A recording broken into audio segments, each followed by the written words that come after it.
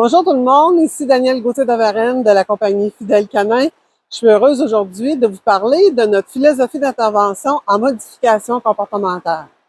Souvent, quand les clients me contactent, ils vont me dire là, je suis en train d'essayer d'arrêter mon chien. Quand il fait tel problème, je suis pas capable de l'arrêter. J'ai beaucoup de difficultés à avoir son focus, il m'écoute pas.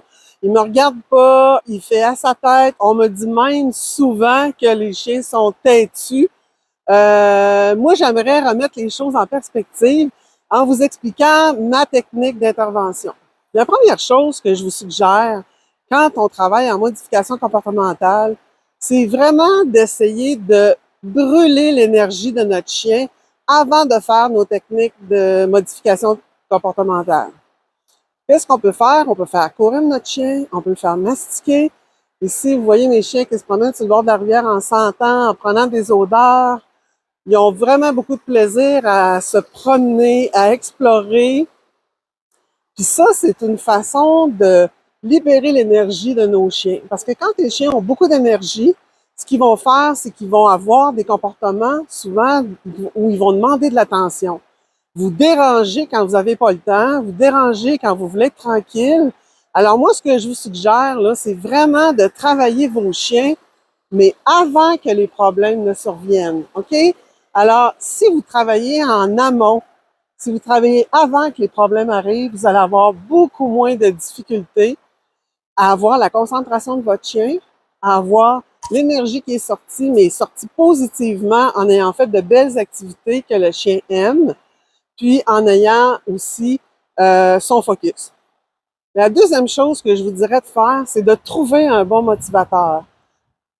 Puis chaque chien a son motivateur personnel, dans le sens que c'est pas tous les chiens qui fonctionnent avec des jouets, c'est pas tous les chiens qui fonctionnent avec de la nourriture. D'autres préfèrent être libres, comme les miens, là. Ils aiment vraiment beaucoup la liberté, ils aiment beaucoup faire qu'est-ce qu'ils ont envie de faire, c'est sentir, c'est se promener, c'est explorer. Une belle grosse récompense que je leur offre au quotidien. Puis si j'ai besoin de travailler en comportement, ben je vais le faire après avoir fait cette activité-là avec eux, parce qu'ils ont satisfait leurs besoins génétiques. La troisième chose, ça va être de guider votre chien, de guider vers ce que vous voulez avoir. Il faut se poser la question, est-ce que il y a des choses que j'aime pas chez mon chien? Si j'aime pas certains comportements, qu'est-ce que j'aimerais qu'il fasse à la place? Par exemple, si votre chien saute sur les invités, OK, est-ce que vous pourriez l'entraîner à s'asseoir au lieu de sauter sur les personnes? Donc, un comportement contraire ou un comportement de remplacement. Je vous invite à suivre les 3 étapes de Fidèle Canin. Donc, 1, brûler son chien. Trouver une activité qui va motiver votre chien à courir, à dépenser son énergie ou à avoir du plaisir en entraînement. 2, il faut trouver le bon motivateur pour la récompense. Donc, soit de la nourriture, soit les jouets, soit la liberté, soit des bonnes paroles, soit des caresses. Trouvez ce que votre chien aime le plus pour avoir la meilleure motivation. 3, c'est guider votre chien vers le comportement que vous voulez avoir. Donc, travaillez le comportement contraire à celui que vous n'aimez pas.